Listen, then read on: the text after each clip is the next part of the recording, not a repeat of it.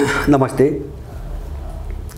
मैले एकपटक अब धेरै पहिलेदेखि उठाउँदै त आएको तर फेरि नेपालको भूराजनीतिक सङ्कट जति गहिरिएर जाँदैछ र शङ्का उपशङ्काहरू युद्धका कल्पनाहरू जति बढ्दैछन् विश्वभरि, मैले फेरि नेपाललाई चिन्नको निम्ति बुझ्नको निम्ति एकपटक फेरि यसको इतिहासको एउटा पाटोतिर मैले फर्काउन खोजिरहेको छु। आज जस्तो नेपाल जुन ठाउँमा छ, जुन ठाउँमा भनेको अब एउटा दलदलबाट, एउटा धरापबाट करिब अब यिनै दलालहरूको आधिपत्य रहेसम्म अथवा हामी जुन यथास्थितिमा छौँ यसबाट बाहिर नौम्किएसम्म हैन, हामी देशलाई यो अवस्थाबाट पार लगाउन सक्दैनौँ। हामीले यो कल्पना गर्न हुँदैन, किन बडो एउटा सुनिश्चित योजना बाट चाहिँ नेपाल यहाँ पुर्याइएको छ र त्यसको पृष्ठभूमिसहित, त्यसको पृष्ठभूमि के हो, कहाँबाट चाहिँ नेपाल यस्तो बनाउने एउटा एक्सटर्नल प्लान भनौँ हैन, एउटा क्रियात्मक योजना कहिलेबाट अगाडि बढाइयो, त्यसका पछाडिको उद्देश्य के हो र त्यो गर्नेहरू को हुन्। यसलाई एकपटक इतिहास हाम्रो त्यो पाटो हामीले सम्झिदियौँ, फेरि बहसमा लग्यौँ भने हामीलाई देश बुझ्न र भ्रमबाट जोगिन धेरै मद्दत गर्छ।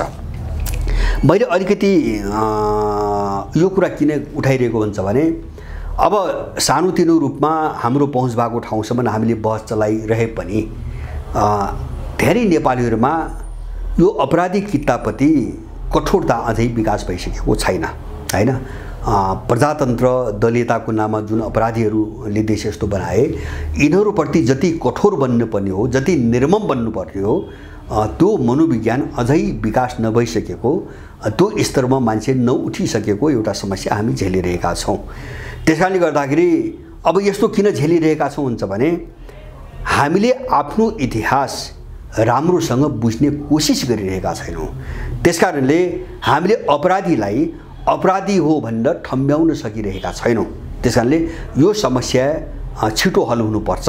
त्यसको निम्ति मैले अलिकति यो घटना उठाउन खोजेको छु र मैले दुईटा प्रसङ्ग जोड्छु। जस्तो नेपाल आज जुन ठाउँमा छ नि, यसको पृष्ठभूमि, यो पृष्ठभूमि भनेको 2046 साल हो हैन। 2046 साल हो जब चाहिँ इन्डियनहरू 8-9 जना इन्डियनहरू चन्द्रशेखरको नेतृत्वमा इन्डियन सबै पार्टीका हैन एउटा प्रतिनिधिहरूको एउटा काठमाडौँ आगमन भयो र गणेशमान सिंहको आँगनमा उनीहरूले एउटा सभा गरे। त्यो सभा सुन्ने एकजना चाहिँ श्रोता म पनि हुँ। त्यो बेला म पनि गएको थिएँ सुन्न। र उनीहरूले त्यहाँ आएर राजा वीरेन्द्रका विरुद्धमा अगाडि बढ, दलहरू मिल, हामी साथ दिन तयार छौँ, यसलाई फ्याँक्नै पर्छ, खुलेआम भाषण गरे। चन्द्रशेखरहरूले एमजे अकबर थिए काङ्ग्रेसबाट, अब त्यसबेला जनता दल के थियो, सुब्रमण्यम स्वामी थिए, अहिले पनि भाजपाकै नेता छन् उनी खुलेआम समर्थन के अरे बोलेपछि अनि उनले उचालेपछि यहाँ चाहिँ तपाईँको वाम मोर्चा बन्यो। साहना प्रधान र चाहिँ त्यसबेलाको माले जो अहिले एमाले छ, यिनको बिचमा वाम मोर्चा बन्यो र वाम मोर्चा र काङ्ग्रेसको उनले चाहिँ सहकार्य गराए, मोर्चाबन्दी गराए र त्यसपछि त्यो सबै चाहिँ गृहकार्य पुरा भएपछि फागुन 46 साल फागुन 7 गते यिनीहरूले चाहिँ बहुदलका लागि भन्न आन्दोलनको घोषणा गरे। 26 गते राजा वीरेन्द्रले त्यो घोषणा गरे, दरबारमा बोलाएर केही मान्छेहरूलाई त्यसमा सहमति गरे। ल त्यो बाटो छोड्दिउँ। अब यो घटनाको अन्तर्राष्ट्रिय पृष्ठभूमि कहाँ जोडिया छ भन्छ भने चीनको तियानमेन स्क्वायरको घटना हैन। चीनको सत्ता उल्टाउन र अब चीनमाथि आफूले नियन्त्रण जमाएर ताइवान, त्यसबेला त हङकङ पनि थियो, हङकङ अथवा चाहिँ तपाईँको तिब्बत अहिले हामीले सुनिरहेका छौँ, यो सबै चिजलाई चीनबाट चाहिँ अलग्याइदिने, चीनलाई उठ्नै नदिने एउटा रणनीतिमा उनले चीनभित्र हात हालिरहेका थिए र त्यसको परिणाम तियानमेन स्क्वायरको एउटा घटना भएको थियो हैन, जसलाई उनले अतिरञ्जित प्रचार गर्छन्। 10औं लाख मान्छेहरू डोजरले पेलेर मार्यो भन्छन्, त्यो सबै झुट्टा हो। तर चीनले त्यो विद्रोहलाई चाहिँ तपाईँको नियन्त्रण गर्यो 89 मा। यो 89 को घटना हो। हाम्रो 46 सालको इन्डियनहरू आएर यहाँ भाषण गरेको पनि 89 साल हो, 89-90 सालतिर हो हैन। अब म दोस्रो, त्यो कुन समय थियो, 46 सालमा यहाँ चाहिँ इन्डियनहरू आएर भाषण गर्दा कुन साल थियो भन्छ भने अर्को दुईटा पाठ हो। त्यो सोभियत सङ्घको विघटन गर्ने सहमति भइसकेको समय थियो हैन। जस्तो चाहिँ तपाईँको अमेरिका र गोर्बाचेभका बिचमा हैन सोभियत संघभित्र जति पनि राज्यहरू थिए उनलाई त्यहाँबाट अलग्गिन चाहने राज्यहरूलाई अलग्गिन दिने सहमति भइसकेको थियो। सोभियत संघ विखण्डनको चाहिँ अन्तिम सङ्घारमा उभिएको थियो, अन्तिम बिन्दुमा थियो। सोभियत संघ टुट्नै लागेको अवस्था थियो। नम्बर 2 र तेस्रो हामीले बुझ्ने चिज के हो भन्छ भने इन्डियाको वैदेशिक जो चाहिँ तपाईको समीकरण हो त्यसमा ठुलो चाहिँ तपाईको शिफ्ट आएको थियो, परिवर्तन भएको थियो। राजीव गान्धीको हत्यापछि तपाईको इन्डियाको सत्तामा जस्तो पीवी नरसिंह रावको पालामा चाहिँ जस्तो मनमोहनलाई ल्याइयो, उनी चाहिँ राष्ट्रसङ्घतिर कतै काम गर्थे, जागिरे कर्मचारी थिए, उनलाई चाहिँ पठाएर चाहिँ तपाईको इन्डियाको अर्थमन्त्री बनायो। किन त पहिले त आर्थिक चाहिँ चिज चाहिँ कन्ट्रोल गर्नु पर्यो हातले, जस्तो यहाँ पनि 46 सालपछि गर्यो नि। विदेशतिर जागिर खाएर बसेका रामशरण महतोहरूलाई पछाएर निजीकरणको चाहिँ नारा ल्याउन लगाएर सारा उद्योग धन्दा उनीहरूले बेचाइदिए। त्यस्ता मान्छेहरू यस्ता देश धेरै ठाउँमा उनीहरूले खटाए, आफ्ना एजेन्टहरू खटाए र त्यहाँको अर्थतन्त्रमाथि आक्रमण गर्ने कि राजनीतिमाथि आक्रमण गर्ने कि त्यो सबै खेल अमेरिकनहरूले खेलिरहेका थिए, युरोपियनहरूले खेलिरहेका थिए। राजीव गान्धीको हत्या भइसकेको थियो र इन्डिया रसियन समीकरणबाट बिस्तारै चाहिँ तपाईको अमेरिकन समीकरणतिर शिफ्ट गर्दै थियो। दुईटा कारणले, एउटा त चाहिँ इन्डियन सत्तामा आएको प्रो अमेरिकन तत्त्वको कारणले हैन, राजनीतिक आर्थिक रूपमा उनले आफ्ना स्थापित गरे, राजीव गान्धीको हत्या भइसकेको थियो। दोस्रो फ्याक्टर के थियो भन्छ भने उनीहरू त्यहाँ सफल इन्डियामा किन भयो त भन्छ भने सोभियत संघ विघटनको अन्तिम सङ्घारमा थियो। त्यो दुनियाँलाई त्यो साफ थियो, सोभियत संघ सिद्धिँदैछ भन्ने कुरा सबै थाहा थियो। अब त्यसले गर्दाखेरि इन्डियनहरूलाई अमेरिकन कित्तामा लग्न गाह्रो भएन, किन अब त्यसलाई रोकेर चाहिँ आफ्नै वरिपरि राख्ने रुसको सामर्थ्य थिएन, सोभियत संघको सामर्थ्य थिएन। ऊ आफै विघटन र विसर्जनको चक्रव्यूहमा फसिसकेको थियो। हो यो सबै पृष्ठभूमिमा नेपालमा यहाँ बहुदलका निम्ति आह्वान गर्न इन्डियनहरू आएका थिए र त्यसलाई मैले के बुझ्दैन भन्छ भने त्यो इन्डियनहरूको इन्ट्रेस्ट मात्रै थियो भन्ने मैले बुझ्दैन। मैले किन बुझ्दैन भन्छ भने मैले अघि नै पनि भने इन्डियन सत्ता अमेरिकन क्याम्पतिर शिफ्ट गरिसकेको थियो, सुरु भइसकेको थियो र इन्डियन सत्तामा प्रो अमेरिकन प्रो युरोपियनहरूको चाहिँ तपाईको एउटा नियन्त्रणको प्रक्रिया चाहिँ सुरु भइसकेको थियो। अब त्यसकारणले नेपालमा राजा विरुद्ध भनौँ न, त्यो बेला पञ्चायत व्यवस्थाका विरुद्ध त्यो देखाउने कुरा भयो, बाहिर देखिने कुरा भयो। नदेखिने कुरा के हो भन्छ भने नेपालमा जे जति आफ्नो थियो नि यसलाई ध्वंस गरेर पुरै पश्चिमाहरू निर्भर इन्डिया निर्भर बनाउनको निम्ति उनले जो रणनीति बनाए त्यसको निम्ति बहुदलको आन्दोलनको अपिल गरिएको थियो र त्यो इन्डो वेस्ट डिजाइन भित्रै पर्थ्यो, त्यो इन्डियाको मात्रै थिएन। किन जस्तो मैले भने नि चन्द्रशेखर सुब्रमण्यम स्वामी भन्ने जो व्यक्तिहरू छन् नि, चन्द्रशेखर मरे, सुब्रमण्यम स्वामीलाई त अहिले पनि इन्डियामा सिआइएको एजेन्ट, जमानादेखि चाहिँ सिआइएको एजेन्ट भन्ने आरोप लागिरहेको छ र अब तिनी व्यक्तिहरू एउटा ठ्याक्कै प्रो वेस्टर्न थिए। पहिलेदेखि सत्तामा नआउँदैदेखि उनीहरू प्रो वेस्टर्न थिए अथवा प्रो अमेरिकन थिए। अब उनीहरू सत्तामा आइसकेपछि पश्चिमाहरूलाई काम गर्न सजिलो भयो र नेपालभित्र जो बहुदलको निम्ति आन्दोलन सुरु भयो त्यो उनीहरूको एउटा संयुक्त मिसनको एउटा अङ्ग थियो भन्ने चाहिँ मेरो आफ्नो निष्कर्ष छ।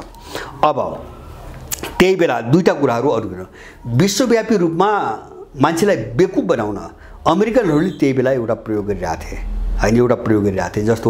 जस्तो मैले भने नि चीनमा तियानमिन स्क्वायर को घटना घटेको र त्यो पनि त्यो बेलासम्म चीन चाहिँ अमेरिकनसँग बढी नजिक भएको, सोभियत संघको लडाईँको सोभियत संघको एउटा दूरीको सम्बन्ध बिग्रेको कारणले एउटा त अमेरिकन चाहिँ गठबन्धनतिरै चाहिँ चीनको संलग्नता बढी भएको हैन भएको अवस्था थियो। अब त्यस्तो खालको स्थितिबाट विश्व गुज्रिरहेको थियो र दोस्रो चाहिँ सोभियत संघको विघटन हुने चाहिँ अब अन्तिम अवस्था थियो। त्यही बेला अमेरिकाले एउटा न्यारेटिभ खडा गर्न भाइ एउटा शास्त्र विचार एउटा मान्यता लाद्नको निम्ति दुईवटा खेल खेल्यो। त्यही बेला एउटा खेल खेल्यो फुकुयामा मार्फत हैन, उनी अमेरिकाका एउटा प्रोफेसर हुन्, उनले चाहिँ इतिहासको अन्त्य भयो भन्ने चाहिँ तपाईको डिक्लेयर गरायो। पहिले केही लेख लेख्न लगायो, इतिहासको अन्त्य हुँदैछ, भइसक्यो हैन। इतिहासको अन्त्य भनेको जस्तो इतिहास भने के हुन्छ भने इतिहास त विचारसँग जोडिएको छ, मूल्यसँग जोडिएको छ, सभ्यताहरूसँग जोडिएको छ, अथवा चाहिँ एउटा शासन प्रणालीका मोडेलहरूसँग जोडिएको छ, अर्थतन्त्रका मोडेलसँग जोडिएको छ। किन यो सबै चिजले एउटा इतिहासको युग समेटेको छ हैन। जस्तो विचारका बीचको लडाईँ, मूल्यका बीचको लडाईँ, अथवा चाहिँ सिद्धान्तका बीचको लडाईँ, सभ्यता बीचको लडाईँ, यो सबै चिजले इतिहासको एउटा ठुलो कालखण्ड गएको छ। फुकुयामाले त्यो अवधिको अन्त्य भयो हैन। अब इतिहास सकिएपछि आधुनिकता पनि अन्त्य भयो। जस्तो मूल्य र विचारमा आधारित जो आधुनिकता थियो नि त्यो पनि अन्त्य भयो। त्यसकारण अब संसार उत्तर आधुनिकतातिर गयो भन्ने चाहिँ उनले चाहिँ घोषणा गर्न लगाइयो। अब त्यो उत्तर आधुनिकता भने के हो, इतिहासको अन्त्य भने के हुन्छ भने अब अमेरिकन नेतृत्वको विकल्प छैन। उनले त्यही भनेका छन्, अब अमेरिकन नेतृत्वको विकल्प छैन, संसारको मान्छे उपभोक्तामा परिणत भयो। आज अबको मान्छेसँग विचार पनि हुँदैन, संस्कृति पनि हुँदैन, संस्कार पनि हुँदैन, अथवा कुनै माल्य मान्यता पनि हुँदैन। मान्छे नितान्त एउटा उपभोक्ता हो। किन संसार बजार अर्थतन्त्रबाट गयो, उत्पादन भएको चिज खाने हैन। अब बढीमा चाहिँ अधिकतम रूपमा एउटा सुविधाजनक जिन्दगी कसरी बिताउने मानिसले सोच्ने त्यो मानिसको त्योभन्दा बढी हैसियत अब हुँदैन भनेर उनले त्यो भन्न खोजेको एउटा अमेरिकाको नेतृत्वको चाहिँ निर्विकल्पता स्थापित गर्ने। दोस्रो चाहिँ तपाईको बजार अर्थतन्त्रको नाममा उनीहरूले जे उत्पादन गर्छ त्यो सब संसार कमाएर खाएर बाँच्नुपर्ने, बाँकी संसारको सबै सम्पत्ति लुटेर उनले कब्जा गर्ने। त्यो रणनीति, त्यो भोलिको त्यो रणनीति अन्तर्गत फुकुयामालाई बोल्न लगाइयो हैन। किन यसका पछाडि दुईटा घटना थिए, दुईटा चिज थिए लुके। मैले भने चीन चाहिँ सिद्धिन्छ भन्ने थियो उनको आकलन। किन तियानमेन स्क्वायरको घटनाले त्यही देखायो, चीन पनि सिद्धिन्छ। किन सोभियतसँग त विघटन हुने टुङ्गै लागिसकेको छ हैन। त्यसलाई चाहिँ प्र्याक्टिसमा लग्ने कुरा मात्रै हो। अब चीन पनि सिद्धिन्छ, टेक्दैन। नटेकेपछि दुईटै देश सिद्धिसकेपछि अमेरिकाको विकल्पको कोही पनि छैन। त्यसकारणले अब अमेरिकालाई त्यो दिशातिर हाँक्नुको निम्ति अमेरिकन राज्यले फुकुयामालाई एउटा भविष्यवक्ता, एउटा ठुला चाहिँ तपाईको के अरे विश्लेषक, राजनीतिशास्त्री, समाजशास्त्रीका रूपमा अगाडि सार्यो त्यही बेला।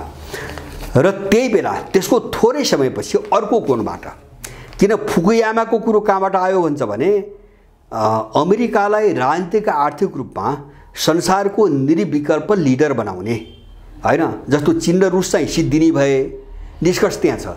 चीन र रुस चाहिँ सिद्धिने भए, अमेरिका अब निर्विकल्प लिडर बनाउने त्यो कोणबाट चाहिँ फुकुयामाको कुरो आयो। अनि त्यसपछि केही समयपछि हन्टिङटन लागे। हन्टिङटनलाई उनले प्रयोग गरे। हन्टिङटनले के गरे भन्छ भने अबको लडाईँ माने अब सोभियत सङ्घको विघटन मैले भने नि त्यो त सुनिश्चित भइसकेको थियो, उनलाई थाहा नहुने कुरा त भएन। चीनको घटना त उनले देखिरहेथे। उनले के भने अबको विश्वको लडाईँ सभ्यताका निम्ति हुन्छ, क्ल्यास अफ सिभिलाइजेसन भने हैन। उनले अबको लडाईँ विचारको निम्ति हुँदैन भने।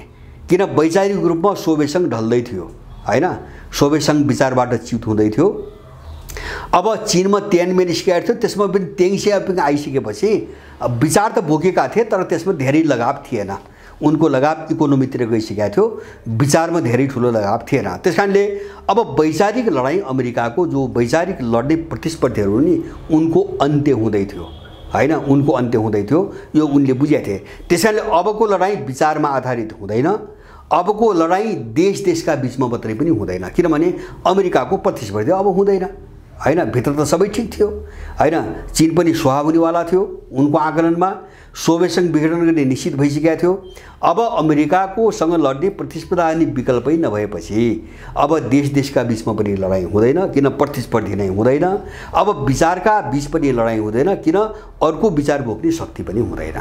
त्यसकारणले लडाईँ कहाँ हुन्छ, अब सभ्यताको बीचमा हुन्छ। अमेरिकनहरूले बरु चालबाजीपूर्वक हन्टिङटनलाई यो बोल्न लगाएका थिए हैन।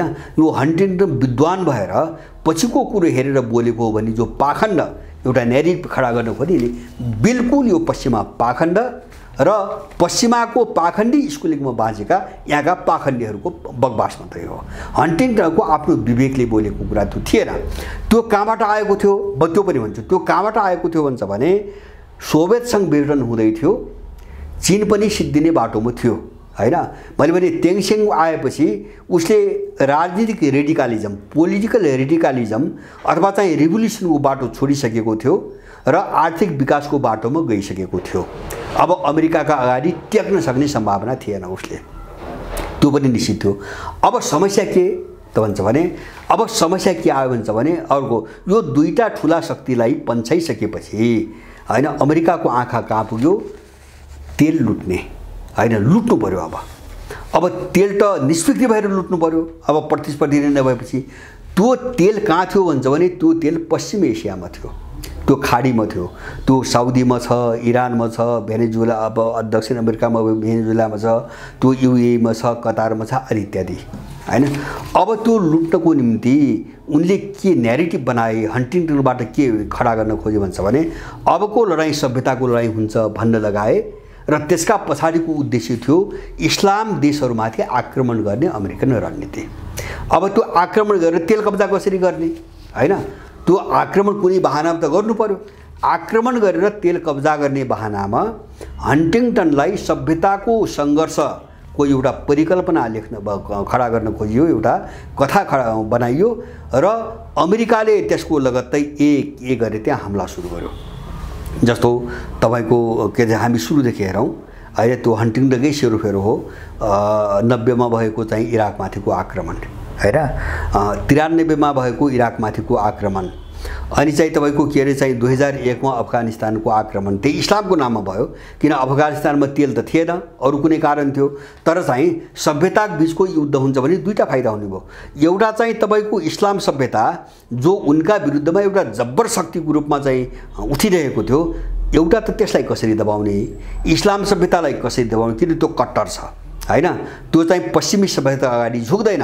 जस्तो अरु सभ्यताहरूलाई बडो सजिलै उनले जसरी मासे नि हैन, इस्लामलाई उनले सकिरहेका थिएनन्। त्यसकारणले एउटा त त्यो सभ्यता कसरी सिधाइदिने र दोस्रो त्यहाँ चाहिँ आक्रमण गरेर त्यो तेल कसरी एकलौटी कब्जा गर्ने। बट दुईटा सोचमा हन्टिङटनलाई सार्यो र उसले 90 देखि आक्रमण सुरु गर्यो। 93 मा दोस्रो पटक त इराकमाथि आक्रमण, 1 मा चाहिँ अफगानिस्तानमाथि आक्रमण, अनि त्यसपछि क्रमबद्ध रूपमा तपाईको लिबिया, सिरिया, अब हुँदै चाहिँ अझ अफ्रिकी देशहरू हैन, जस्तो केही एसियन देशहरू जस्तो लेबनान भयो, अनि त्यसपछि अल्जेरिया, नाइजेरिया, इस्लामहरू जहाँ जहाँ छन् त्यहाँ कहीँ पनि छोडेन। सुदानलाई टुक्रायो उसले हैन, सुदानलाई दुई टुक्रा बनायो।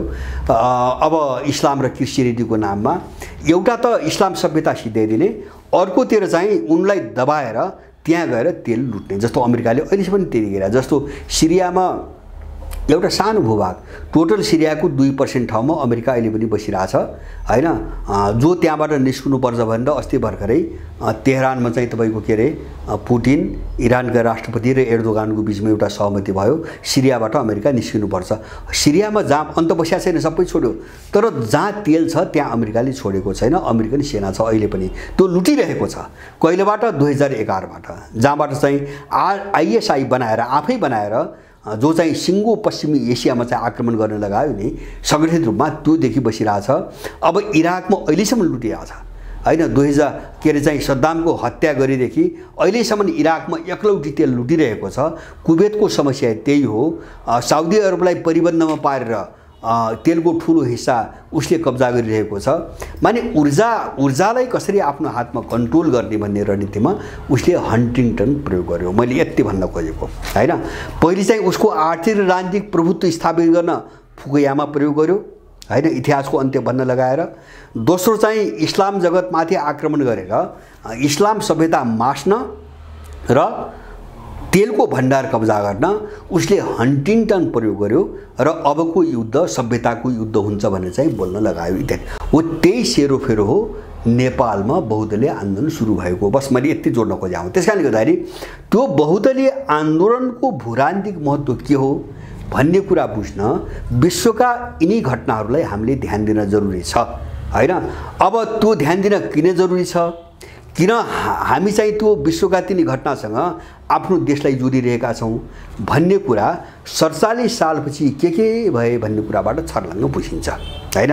जस्तो 46 सालको चाहिँ तपाईको त्यो बहुदलीय आन्दोलन त्यो केवल दलीय स्वतन्त्रताको निम्ति मात्रै भएको थिएन, अथवा उनको भाषामा भन्ने हो भने त्यो प्रजातन्त्रको निम्ति भएको थिएन भन्ने कुरा हामीले त्यसपछिका घटनाहरू हेरेपछि बुझ्छौँ।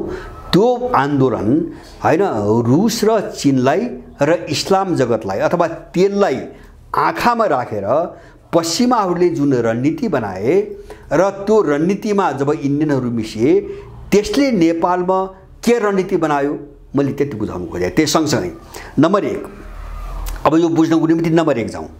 46 साल बहुदलको आन्दोलन भयो, ल बहुदल घोषणा भयो हैन, त्यसपछि के भयो?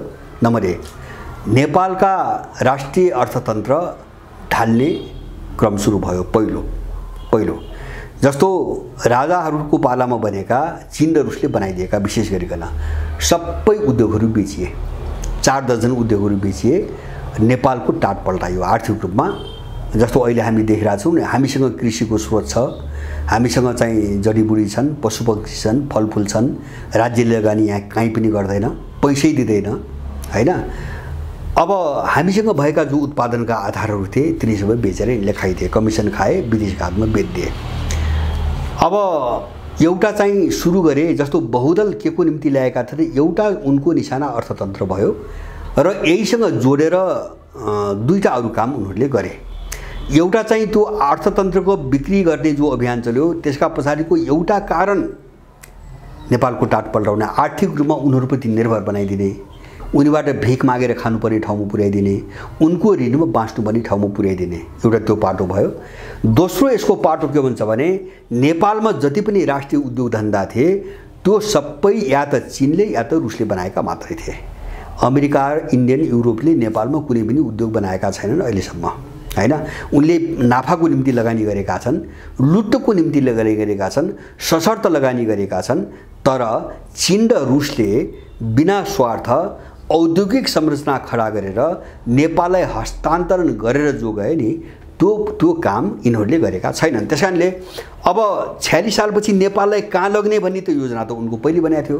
मैले भने नि सोभियतसँग र चीन चाहिँ अप्ठ्यारो ठाउँमा पुगिसकेका थिए, ढल्दै थिए, ढल्ने खरातिर बढ्दै थिए। त्यसपछि अब त्यसमाथि पनि चीनलाई थप कमजोर बनाउन हैन। अब जस्तो रुस ढलिसकेपछि पश्चिमाहरूले के सोचे भन्छ भने सोभियतसँग विघटन भइसकेपछि अब हुने निश्चित त्यो भइसकेपछि अब उदयमान शक्तिको रूपमा अर्को खतरा हो चीनलाई कसरी सिद्ध्याउने भन्ने जो रणनीति बन्यो त्यो रणनीतिको एउटा पाटो थियो बहुदलीय आन्दोलन, जसले त्यसको निम्ति त्यस्तो वातावरण बनाउन उनीहरूले एउटा डिजाइन अगाडि बढाए। मैले पनि त्यसका प्रयोग अब यो हो भन्ने कुरा त्यसको प्रयोगबाट मैले पुष्टि गर्न खोजेको। एउटा चाहिँ अर्थतन्त्र बेच्यो नि, त्यो किन बेच्यो भन्छ भने एउटा कारण नेपाललाई टाट उल्टाउने, उनीप्रति निर्भर बनाउने। दोस्रो कारण ती सबै उद्योगहरू जति बिक्री गरिए पछि 4-5 वर्ष लगाएर ती सबै या त चीनले या रुसले बनाइसकेका थिए।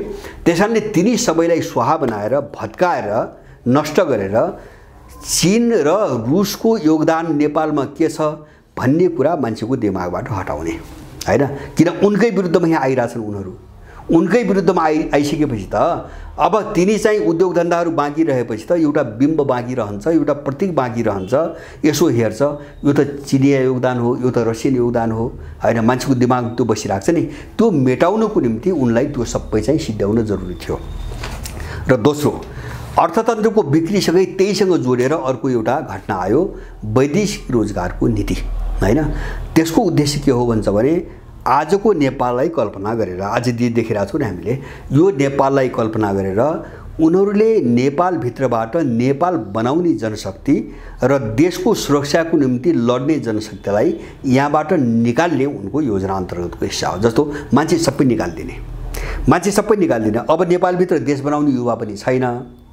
अब भोलि त्यस्तै पर्यो, सङ्कट आयो, देशभित्र विदेशी सेना पस्यो भने त्यसको प्रतिरोध गर्ने शक्ति पनि छैन। नेपाल त्यो हालतमा छ आज।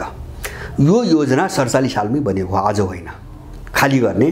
र अब त्यो खालीपनलाई पूर्ति गर्न उनले के गरे, 62 सालको 12 बुधेपछि जन्मको आधारको नागरिकता बनाएर त्यो खाली ठाउँलाई विदेशीहरूले भर्ने रणनीतिमा उनीहरू गए।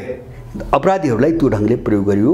12 बुँदे समझदारी यस्ता केही चिजको निम्ति भएको थियो, जस्तो विदेशीलाई नागरिकता दिने, अब उनको अवरोधको रूपमा रहेको राजा फ्याँक्ने हैन, संहिता लाद्ने, धनविधि लाद्ने, यस्तै चिजहरूका बीचमा इन्डियन र पश्चिमाहरूको बीचमा एउटा कम्प्रोमाइज भयो। त्यो कम्प्रोमाइजमा दलहरूलाई सहमति गराइयो र 12 बुँदेमा अर्कै कुरो लेख्यो, बाहिरलाई बेको बनाउन अर्कै कुरो लेख्यो।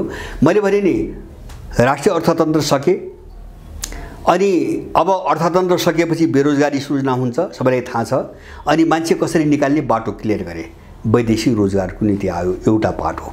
मैले भने नि उनीहरू बहुदल के को निम्ति ल्याएका थिए र आउने बित्तिकै यहाँ के सुरु भयो, के हुन थाल्यो, यो राम्रोसँग बुझौँ। एउटा अर्थतन्त्र सिद्धियो। अनि 2050 सालमा निजीकरणको अभियान अगाडि बढेपछि नेपालमा सुरु भयो चाहिँ संस्थागत भ्रष्टाचार, बेलगाम लुट। किन भन्छ भने बजार अर्थतन्त्र, खुला बजार भनेको त्यही हो, पश्चिमा मोडलको इकोनोमी भने त्यही हो। अब राज्यले संरक्षण दिन त कुरै भएन, भएका उद्योग राष्ट्रिय उद्योग बेच्देपछि उसले अरू निजी राष्ट्रिय उद्योगलाई संरक्षण दिन त भन्ने कुरा केही पनि भएन। उनीहरू संस्थाकार भ्रष्टाचारमा गए। नेपालमा भएको अलिकति जो राजस्व छ नि त्यो कसरी डकैती गरेर रित्याउने भन्नेमा गए, गिरिजालाई प्रयोग भए, एमाले प्रयोग गरे, बेलगाम सुरु भयो भ्रष्टाचार। जस्तो लाउडा काण्ड, धमिजा काण्ड, चेजेर काण्ड, मल काण्ड, पजेरो काण्ड, श्रृङ्खलाबद्ध रूपमा अन्त्यहीन अरबौँका लुटहरू यहाँ सुरु भए हैन, यही इकोनोमीसँग जोडिएर। अनि त्यसपछि 2050 सालको दासढुङ्गा हत्याकाण्ड, दोस्रो एक्सन उनीहरूको। सुन्नुहोस् है, दोस्रो एक्सन। अब त्यो के को निम्ति भएको थियो त्यो पनि हामी बुझ्नु जरुरी छ। त्यो के को निम्ति थियो भन्छ भने कांग्रेस त जन्मजात वैचारिक रूपमा प्रो वेस्टर्न, प्रो इन्डियन नै थियो, उनको आइडियोलोजी त्यस्तै थियो हैन। उनको आइडियोलोजी कम्युनिस्ट विरोधी, देश विरोधी हैन। उनको कांग्रेसको आइडियोलोजी देशभक्तिको पनि होइन, कम्युनिजमप्रति सहानुभूति राख्ने पनि होइन। कांग्रेस समस्या भएन, उसको हातबाट एउटै काम गराउन्थ्यो, अर्थतन्त्र सक्दिनु थियो, सिद्ध्याए, बस पुग्यो। अब वामपन्थी आइडियोलोजी, त्यसबेलाको जल्दो बल्दो र नेपालमा सबैले नाम सुनेको प्रभाव भएको एउटै पार्टी एमाले थियो, ठुलो पार्टी भनेको। अहिलेको माओवादीको नाम पनि मान्छेले सुनेको थिएन राम्रोसँग हैन, यो कुनै अस्तित्वमा थिएन। अहिले केही जिल्लामा थियो, कुनै अस्तित्वमा यो थिएन, ठुलो तगारोको रूपमा यो थिएन। अब त्यो वामपन्थी विचार त्यो जन्मजात साम्राज्यवादी विरोधी विचार हो। किन कार्ल मार्क्सको विचार युरोपियन र अमेरिकन पुँजीवादका विरुद्धमा स्थापित विचार हो। त्यसकारणले त्यसको प्रभावमा जति पनि मान्छेहरू छन् नि तिनी स्वतः हैन पश्चिमा पुँजीवादीहरूका विरुद्धमै चाहिँ हुर्किन्छन्। अब त्यो विचारलाई कसरी मेटाउने भन्नेमा गए यिनीहरू हैन। अब मदन भण्डारीलाई किन्न सक्ने अवस्था देखेनन्, सायद कोसिस गरे होलान्, किन्न सक्ने अवस्था देखेनन्। राजा विरुद्ध प्रयोग गर्न खोजे, धेरै कोसिस गरे, त्यो पनि उनले सकेनन्। नसकेपछि उनले किनारा लगाइदिए, एमालेका मान्छे प्रयोग गरी किनारा लगाइदिए। त्यो किनारा एमालेको जो लेफ्टिस्ट विचार हो, साम्राज्यवाद विरुद्ध विचार हो, त्यसको साम्राज्यवादीकरण गर्ने योजनाबाट भएको थियो भन्ने कुरा कहाँबाट पुष्टि हुन्छ भन्छ भने मदन भण्डारीको हत्या हुने बित्तिकै एमाले एनजिओहरूको सञ्जालमा बदल्यो। उनले एमालेको वरिपरि यति एनजिओहरू चाहिँ तपाईँको के अरे सञ्जाल बिछाइदिए कि एमालेको माथिदेखि तल जिल्लासम्मको प्रत्येक व्यक्तिलाई त्यसको जागिरे बनाइदिए। त्यहाँबाट पैसा कमाउने भयो, उसको मुख बन्द भयो। अनि चाहिँ ऊ बिस्तारै बिस्तारै अब अमेरिका पनि हाम्रो शत्रु होइन, युरोप पनि होइन, इन्डिया पनि होइन भने पसिसिन थाले। एमालेको आइडियोलोजी सक्यो, वामपन्थी आइडियोलोजी समापन भयो। यो काम सफलतापूर्वक गरे दासढुङ्गा हत्याकाण्डपछि दोस्रो घटना। तेस्रो कुरा भन्छु, त्यसपछि अब बाँकी रह्यो। सुन्नुहोस् है, यो दुईटा घटनाले अर्थतन्त्रको निजीकरण र दासढुङ्गा हत्याकाण्डले राजनीतिक प्रणाली पनि उनको क्याप्चरमा गयो, उनले नियन्त्रणमा लिए। अब एमाले संसदवाद त भइ नै सकेको थियो। अब वैचारिक रूपमा पनि जो मुख्य तगारो हो भने वामपन्थी आइडियोलोजी, त्यो पनि सिद्ध्यो हैन। अब अर्थतन्त्रको अवरोध पनि हट्यो, आइडियोलोजीको अवरोध पनि हट्यो हैन। भने राजनीतिक प्रणाली र आर्थिक प्रणाली उनले अघोषित रूपमा आफ्नो कन्ट्रोलमा लिए हैन। यो दुईटा पाटो राम्रोसँग बुझौँ। अब बाँकी रह्यो तेस्रो चिज, जस्तो यो चाहिँ राजनीति र अर्थतन्त्रभन्दा बाहिर एउटा विशाल दुनियाँ छ, त्यो भनेको समाज, त्यो भनेको समाज, संस्कृति र सभ्यता हैन। अब यसले मानिसहरूका बिचमा एक खालको सम्बन्ध बनाएको छ। जस्तो तपाईँ हामी बस्छौँ, देशभरिका मान्छेहरू हरेक गाउँमा, सबै समुदाय सबै धर्म सबै संस्कृति संस्कारका मान्छेहरू एउटै परिवारभित्र बसेका छन्, नेपालमा बस्दै आएका छन्। अब यसलाई भत्काउने एकदम यिनलाई लडाउने हैन, समाज कसरी छिन्नभिन्न पार्ने भन्ने उनको तेस्रो योजना बन्यो। र अब उनले दुईटा चिज नै, अब त्यसको निम्ति उनले माओवादी खडा गरे। प्रचण्ड र बाबुराम पहिलेदेखि उनको हातमा थिए, बिकिसकेका मान्छे रहेछन् उनीहरू। उनलाई अगाडि लिडर बनाएर उनले योजना के बनाए हुन्छ भने नेपालको सामाजिक सम्बन्ध सभ्यता र संस्कृति सिद्धाइदिने उनले त्यो योजना बनाए। किन त्यो देशको एउटा मियो हो। किन देश बनाए के हो भन्छ भने, मैले बुझेको देश के हो भन्छ भने धेरै तत्त्व हुन्छन्, जस्तो राष्ट्र देश जे भनौँ हामी, धेरै तत्त्व हुन्छन्। त्यहाँ अर्थतन्त्र पनि हुन्छ, त्यहाँ राजनीतिक प्रणाली पनि हुन्छ, धेरै चिज हुन्छन्। तर मूलतः दुईटा तत्त्वबाट चाहिँ तपाईको देश बनेको हुन्छ। एउटा तत्त्व भूगोल हो हैन, एउटा सार्वभौम भूगोल हुन्छ त्यसको।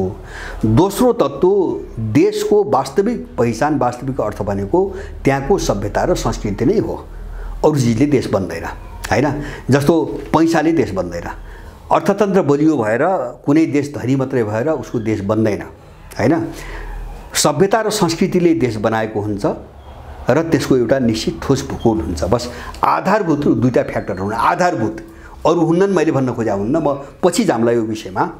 त्यसकारणले गर्दाखेरि सम्बन्ध राष्ट्र भने के हुनुहुन्छ भने सारमा देशहरू भने के हुन्छ भने भू-सांस्कृतिक अभिव्यक्तिहरू हुन्। राष्ट्र भनेका भू-सांस्कृतिक अभिव्यक्तिहरू हुन्। त्यहाँ एउटा अखण्ड भूगोल हुन्छ र त्यो भूगोलभित्र एउटा सभ्यता र संस्कृतिहरूको चाहिँ अस्तित्व हुन्छ, सभ्यता र संस्कृतिको अस्तित्व हुन्छ। यो दुईटा चिजले कुनै पनि राष्ट्रको देशको पहिचान दिलाएको हुन्छ। यसलाई कसरी मास्ने भन्नेमा गए उनीहरू, जससँग इतिहास पनि जोडिएको छ। हाम्रो सभ्यतासँग इतिहास पनि जोडिन्छ, संस्कृति पनि जोडिन्छ, हाम्रा परम्परा, मूल्य, मान्यता, जीवन पद्धति सबै चिज जोडिन्छ। अब माओवादी प्रयोग गरे। तपाईको माओवादीको युद्धकाल हेर्नुहोस्, गहिरिएर हेर्नुपर्छ है हामीले। यति बेला माओवादीले आक्रमणको निशाना कहाँ बनायो? दुई तीनटा क्षेत्र मात्रै छ। एउटा भौतिक पूर्वाधारमाथि नेपाललाई गरिब बनाउन, जस्तो पुलहरू उडाउने, टेलिफोन टावर उडाउने, ठुल्ठुला घरहरू उडाउने, विकास निर्माणसँग जोडिएका जस्तो ठुल्ठुला प्लान्टहरू, कुनै प्रोजेक्ट प्लान्टहरू उडाउने। एउटा माओवादी केन्द्रित भयो पूर्वाधारहरू चाहिँ तपाईको नष्ट गर्ने अभियानमा। दोस्रो ऊ अत्यधिक चाहिँ तपाईको केन्द्रित भएको नेपालका सभ्यता र संस्कृतिहरूमाथि आक्रमण गर्न हैन। जस्तो उसले त्यो दुनियाँलाई देखाउनुको निम्ति उसले नाम त हिन्दूको दियो, जस्तो मन्दिरमा पिसाब फेर्न लगायो, गाईको मासु काटेर खाने अभियान चलायो, अथवा चाहिँ गाईका आन्द्रा ल्याएर मन्दिरमा टाङ्ने अभियान चलायो, किरियापुत्री बसिया मान्छेलाई घिसार्दै बाहिर ल्याएर घाँटी काट्न सिकायो। तर त्यो कुनै हिन्दूसँग मात्रै जोडिएको कुरा थिएन। त्यो नेपालको जो सनातन परम्पराहरू छन् ती सबैका विरुद्ध लक्षित थियो हैन। त्यो किराँत सभ्यता र संस्कृति, त्यो वैदिक सभ्यता र संस्कृति, त्यो बौद्ध सभ्यता र संस्कृति, त्यो बोन संस्कृति र सबै, किन यिनीसँग धेरै चिजहरू मिल्छन्, उस्तै छन् हैन। किन भन्छ भने एउटै समाज हो, एउटै देश हो, एउटै तपाईको भूगोल हो। अलिकति चाहिँ ठाउँ अनुसार, मान्छेको आवश्यकता अनुसार केही विधि विधानहरू अन्तर भए पनि सारता आधारभूत रूपमा मान्ने चिज त्यही हो। यसमाथि उनीहरूले आक्रमण गरे। र अब यो आक्रमण सुनियोजित किन थियो? त्यो दुईटा कारणले बुझिन्छ, हामी त्यो बुझ्न जरुरी छ। एउटा चाहिँ यिनले चाहिँ नेपालका सनातन संस्कृतिहरूमाथि आक्रमण जति तीव्र बनाए, त्यही तीव्रतामा जहाँ माओवादीको नियन्त्रण छ त्यो सबै ठाउँमा युद्धकालमै चर्चहरू खडा भएका छन्। यो पाटोलाई हामीले बिर्सनु हुँदैन। जस्तो रुकुमका चाहिँ रणमामैकोट जस्ता एकदम विकट, सामान्य मान्छे जाने कल्पना, हिँडेर जाने कल्पना गर्न सकिने ठाउँहरू हैन। हुम्लातिरका ठाउँहरू, मुस्ताङतिर एकदमै विकट ठाउँमा, किन त्यहाँ त उनले जनसरकार भनेका थिए, कोही पनि जान सक्दैन थियो, पुलिस विस्थापित भइसकेको थियो। अब सेना एका ठाउँमा हुन्थ्यो। अब यिनले यतातिर चाहिँ रूढिवादी र अन्धविश्वासको नाउँमा नेपालका सबै सनातन संस्कृतिहरूमाथि हमला जति तीव्र बनाए, त्यही तीव्रतामा उनले आफ्नो बन्दुकको पछि देशैभरि चर्च स्थापित गरे। यो एउटा मिसन थियो, नम्बर 1 मिसन थियो। किन त्यो धार्मिक क्षेत्रमा फैलिएका कुरीतिहरू, अन्धविश्वासहरू सबैतिर छन्। यदि तिनका विरुद्धमै यो लडाईँ हुन्थ्यो भने त्यो सबै क्षेत्रमा हुन्थ्यो। त्यो इस्लामको क्षेत्रमा हुन् त्यो गर्न सक्थे, त्यो हिन्दूको नाममा चाहिँ आका विकृतिमा गर्न सक्थे, त्यो किराँत सभ्यतामा पनि त्यस्ता होलान्, बौद्ध सभ्यतामा पनि होलान्, त्यो क्रिस्चियनिटीभित्र पनि होलान्, तर कहीँ पनि गरेन उनले। किन त्यो हिन्दू भने देखाउने भयो आक्रमण, जस्तो अरूलाई त भड्काउनु भएन नि, अरूको पनि सहानुभूति लिन सकिन्छ, हिन्दू पनि भड्काउने चिना भयो। निशाना चाहिँ के भयो भन्छ भने नेपालको सनातन संस्कृति मार्दै सिद्धाइदिए एउटा। अब दोस्रो यो एउटा मिसनमा थियो भन्ने कुरा दोस्रो प्रमाण कहाँबाट बुझिन्छ भन्छ भने उनले युद्धको 57 दरबार हत्याकाण्डपछि उनले वर्गका मुद्दाहरू विस्थापित गरेर उनले आफ्नो आन्दोलनलाई साम्प्रदायिकसँग जोडे। जस्तो जातीय राज्यहरू, आत्मनिर्णयका अधिकारहरू, नेपाललाई संहितामा लग्ने मुद्दाहरू त दरबार हत्याकाण्डपछि उठेका मुद्दाहरू हुन् हैन। जबकि माओवादीको उद्योग मान्छेलाई प्रयोग गर्न, यहाँको गरिबलाई प्रयोग गर्न उनले 52 सालमा वर्गलाई अगाडि राखेर बन्दुक उठाउन लगायो हैन। तर ऊ एउटा शक्तिमा आइसकेपछि उले के गर्यो भन्छ भने त्यसलाई विस्थापित गरेर उनले समाज भाड्ने मुद्दाहरू उठायो हैन। त्यसको कारण थियो समाजमा विखण्डन ल्याउने, समाजमा हाम्रो जो सामाजिक सम्बन्ध बनेको छ यसलाई छिन्नभिन्न बनाउने त्यो मिसनमा माओवादी प्रयोग भयो। अब तेस्रो कुरा भयो, मैले भने अर्थतन्त्र सकियो, राजनीति सकियो, दार्चुङका हत्याकाण्डपछि लेफ्टिस्ट विचार जो साम्राज्य विद्यार्थी सक्यो त्यो सक्यो, एमालेको एनजिओकरण भयो, एमाले पश्चिमाहरूको आइएनजिओ भयो। अब त्यसपछिको कदम माओवादी यसलाई चाहिँ नेपालको सामाजिक सम्बन्ध सिद्ध्याउनुको निम्ति र यहाँका सांस्कृतिक मूल्यहरूलाई भत्काउनुको निम्ति माओवादी प्रयोग गर्यो। अब यो तीनटा चीज खलबल्याएपछि त्यसको नतिजा के भयो, राज्य एकदमै कमजोर भयो। अब राज्यले थाम्ने के छ भन्छ भने राजनीतिक बेस पनि छैन, आर्थिक बेस पनि छैन, सामाजिक सांस्कृतिक बेस पनि कमजोर भयो भनेपछि अब राज्य कसरी टेक्ने त? कमजोर भयो माने राज्य कमजोर भयो भन्नुको राज्यको पावर सेन्टर कमजोर भयो हैन। पावर सेन्टरलाई सपोर्ट त्यो सबै चिजले दिन्छ। जस्तो शक्ति केन्द्र हुन्छ नि, जस्तो घरभित्र चाहिँ धुरी खामो हुन्छ घरलाई अड्याउने, यिनी आधुनिक घरमा पिलरहरू छन् घरलाई अड्याउने, हामीलाई सिधा बनाउने हाम्रो पछाडिको चाहिँ ढाड छ, ब्याकबोन छ हैन। यो चिजले कुनै पनि चिजलाई सिधा खडा गरेको हुन्छ। अब राज्यको पनि एउटा पावर सेन्टर हुन्छ जसले राज्यलाई थामेको हुन्छ, ठेगेको हुन्छ र उसलाई टेक्ने सिधा हुने जमिन दिएको हुन्छ। त्यो खोक्रो भयो। किन?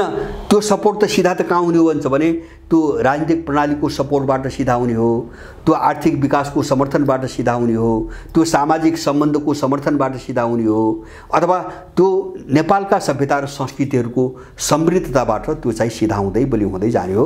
यो सबै चिज मासिदिएपछि राज्यको शक्ति केन्द्र तपाईको कमजोर भयो, केही गर्न नसक्ने भयो। त्यसपछि यिनीहरूले हाने दरबार। चौथो स्टेप, हामी यो क्रमबद्ध र श्रृङ्खलाबद्ध रूपमा यसको धेरै ठुलो महत्त्व छ। म यो महत्त्वमाथि यहाँहरूको ध्यान आकर्षण गराउन चाहन्छु। यो मामुली कुरा छैन। उनले हाने दरबार, किन दरबार पावर सेन्टर थियो, राज्यको पावर सेन्टर थियो, जस्तो नेपाललाई स्थिर र शान्त बनाइराख्ने, जस्तो कहीँ झैझगडा भयो मिलाउने, जस्तो गाई गोरु बाँध्ने किलो हुन्छ नि हैन, त्यो किलोमा बाँधेर पो त्यो चाहिँ त्यहाँ बसेको हुन्छ।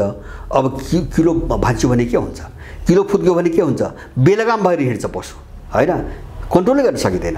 हो त्यस्तै नेपाललाई कन्ट्रोलबाट बाहिर लैदिनुको निम्ति पावर सेन्टर ढाल्ने एउटा मिसनमा दरबार हत्याकाण्ड गराइयो। अब दरबार हत्याकाण्ड भएपछि नेपाल यस्तो तरलतामा गयो, यसरी बगिरह्यो कि अहिलेसम्म सङ्लिन सकेको छैन। हामीले देखिरहेछौँ नि।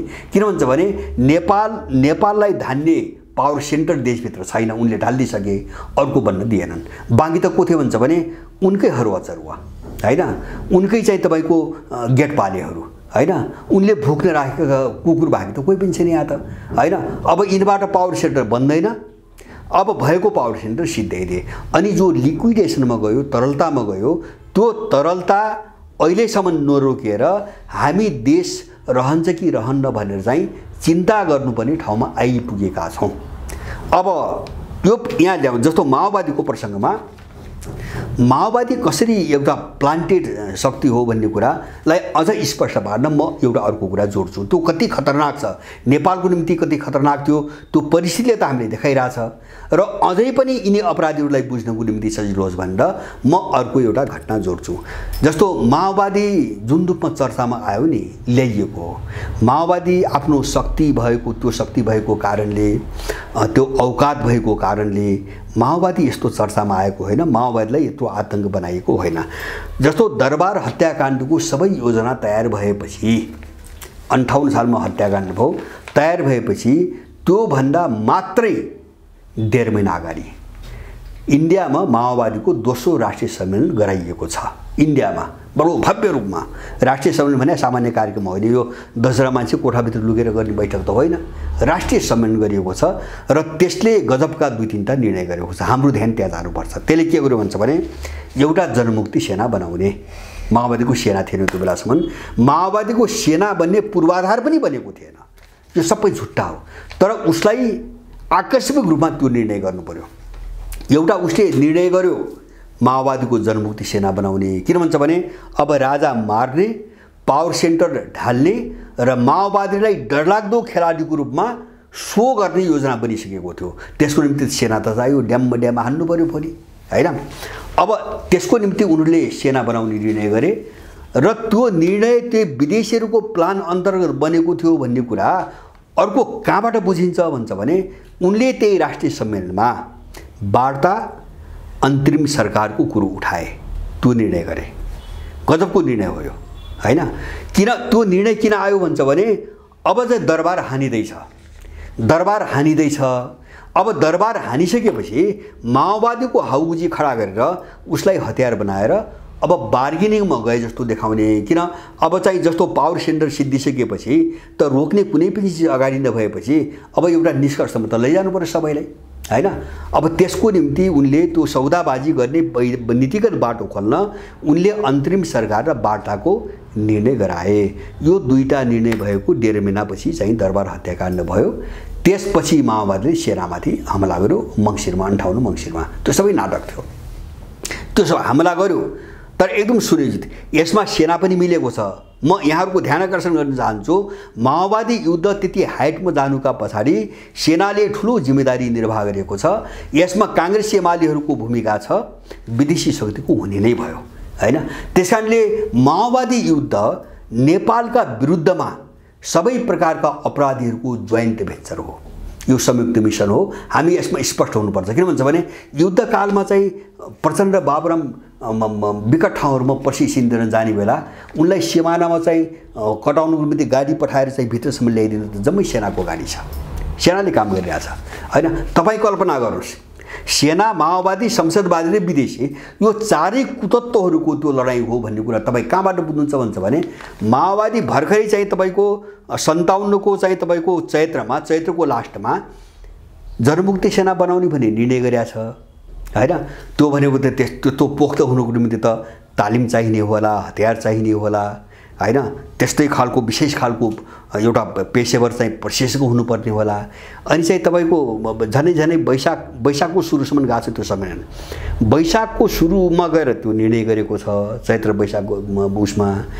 अनि चाहिँ मङ्सिरमा 8 महिनापछि त्यत्रो ब्यारी खानेको छ एकैपटक, दाङमा, सोलुखुम्बुमा हैन ब्यारी खानेको छ र सफलतापूर्वक सम्पूर्ण ब्यारी कब्जा गरेको छ हैन। अब त्यसपछिका घटना हेर्नुहोस्, नेपाली सेनाका कुनै पनि जहाँ आक्रमण गर्यो अबबादमा केही घटना बाहेक जहाँ चाहिँ ठुलो पेन्ट्रेसन थिएन, सेनाका सबै ब्यारेकहरू ड्याममा माओवादीले कब्जा गरेको छ। सयौंको सङ्ख्यामा सिपाही मारेको छ, हतियार लुटेको छ। तर यसको विपरीत भर्खरै बनेको सशस्त्र प्रहरी आक्रमण धेरै ठाउँमा गर्यो, तर सशस्त्र प्रहरीको एउटा चौकी, सबभन्दा तल्लो सानो एकाइ, एउटा चौकी पनि माओवादीले कब्जा गरेको इतिहास छैन। सेनाका त्यत्रा ब्यारेक कब्जा गर्छ हतियारसहित हैन। पेशेवर आर्मी नेपालको सशस्त्र प्रहरीको एउटा चौकी पनि सक्दैन भने के हुन्छ भने सेनामा त्यत्रो पेनिट्रेसन थियो, घुसपेट थियो र सेना र माओवादीको जोइन्ट भेन्चर थियो त्यो युद्ध।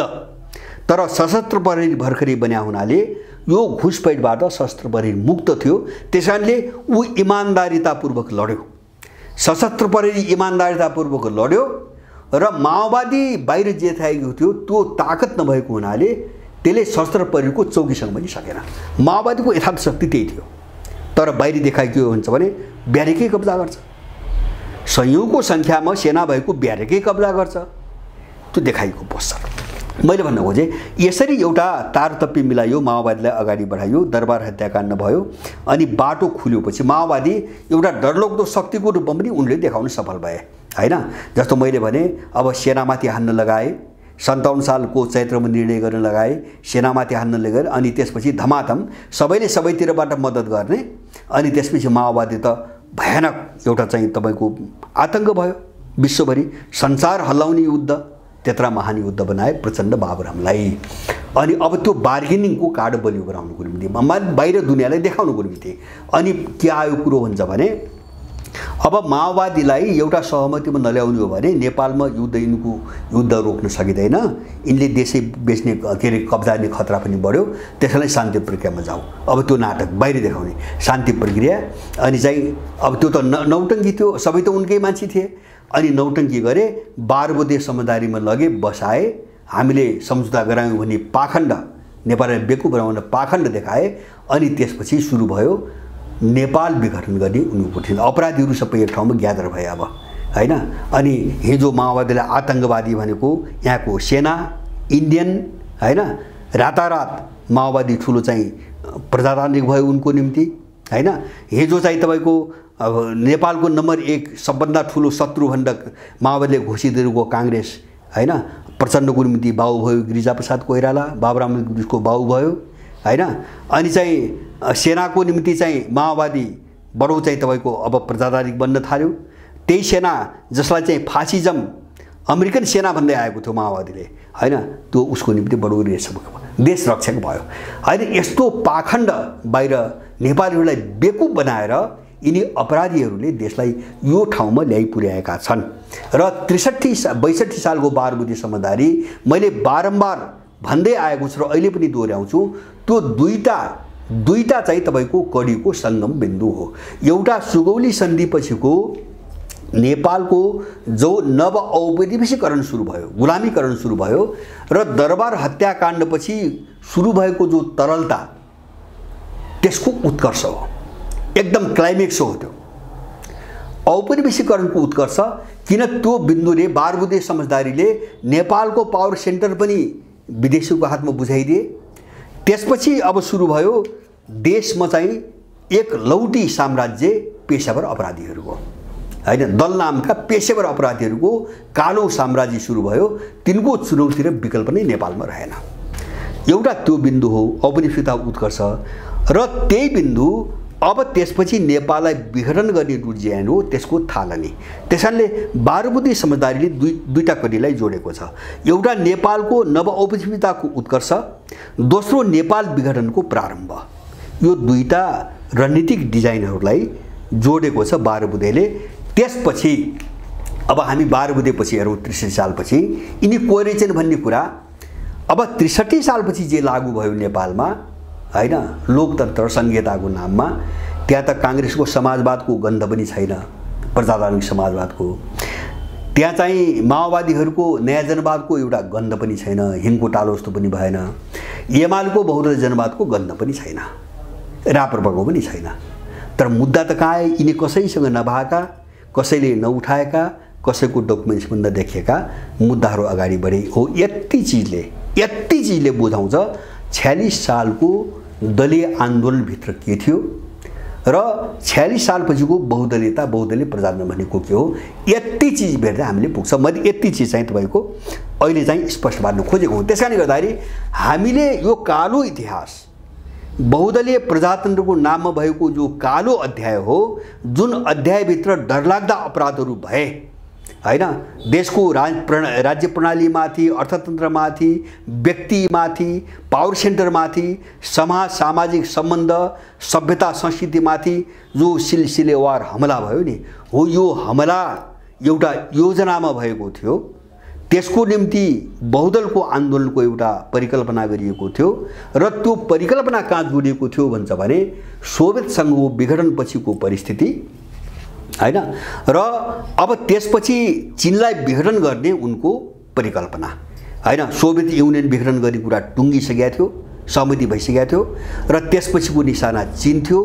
चीनलाई टार्गेट गरिकन बहुदलीयताको नोजुम ल्याए यिनले अहिलेसम्म गर्दै आएको थियो। त्यो नेपाल पनि पर्छ। जस्तो नागरिकता ऐन कतिपटक कोसिस गरे, राजाहरूले कतिपटक रोके, अहिले के गरे, कस्तो ऐन पारित गरिरहेछन् यिनले। कसको लौ 63 सालपछि हेर्नुहोस्, 47 सालपछि हेर्नुहोस्, मैले बारम्बार भनेको छु 7 सालपछि हेर्नुहोस्, 63 सालपछि हेर्नुहोस्, यिनको विवाद झगडा केन्द्रबिन्दु यिनको संसद वरिपरि घुमेको जम्मै विदेशी मुद्दामा हैन। कहिल्यै पनि देशको मुद्दामा, नेपालीका मुद्दामा यिनको बीचमा कहिले पनि बहस भएन र त्यो कहिल्यै राष्ट्रिय इस्यु भएन। जस्तो 7 सालपछि के कोशी, गण्डकी, इन्डियनलाई नागरिकता, इन्डियन भारतीय सैनिक मिसन, भारतीय प्रशासनिक चाहिँ तपाईँको आयोग के अरे चाहिँ प्रशासन नीति बनाउने, यही हो मोटामोटी 7 सालपछि 17 साल पनि हेर्नुभयो भने। अब 47 सालपछि के देख्नु मैले भने उद्योग धन्दाको निजीकरण, लाउडा काण्ड, धमिजा काण्ड, चेजर काण्ड, मल काण्ड, पजेरो काण्ड हैन, दार्चुङ्गा हत्याकाण्ड, दरबार हत्याकाण्ड, माओवादी युद्ध, यही हो। यिनै मुद्दा वरिपरि छन्। अब 63 सालपछि हेरौँ, यिनको 63 सालदेखिको अहिले झनै यो 12-15 वर्षको तपाईँको अवधि कहाँ गएको छ, कहाँ सकिएको छ, संसद कहाँ केन्द्रित छ, एमसीसी, नागरिकता विधेयक हैन, अनि त्यसपछि कर्णाली दान गर्ने कि इन्डियनलाई अपर के अरे चाहिँ अरुण दान गर्ने कि हैन, यस्तै चिजमा ल तपाईले कहिले पनि देश र जनताको मुद्दामा यिनको बीचमा संसदमा बहस हामीहरू। त्यसकारण यो मिसन हो, हामी यसमै मिसन हो। यो कालो अध्यायलाई नबुझेर नेपाल बुझ्न सकिँदैन। हस् त।